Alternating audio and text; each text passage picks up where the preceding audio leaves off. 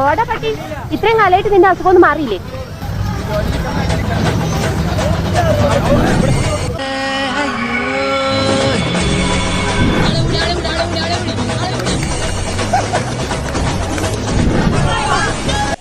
ഒരു തൈ ഇരിപ്പുണ്ടല്ലോ.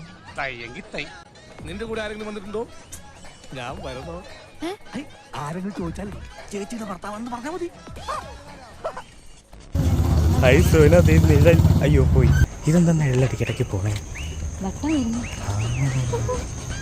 ബുദ്ധിയുണ്ട്. വീണ്ടും നിഴൽ. ജിമ്മിന്റെ അടുത്ത് എത്തുമ്പോഴേ ചെറുതായിട്ട് ഓടാം. ബാക്കിയുള്ളവന്റെ മൂഡ് കളയാനായിട്ട് വന്നോളും.